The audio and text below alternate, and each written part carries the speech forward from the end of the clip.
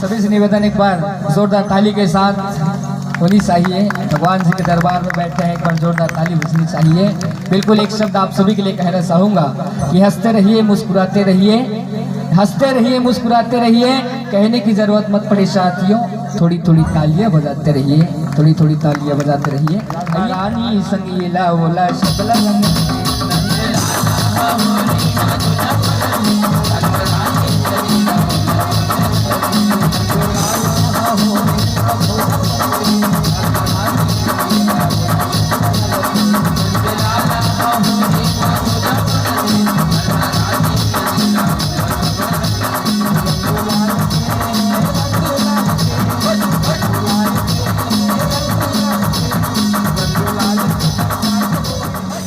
Radha Rani संगीला Ullas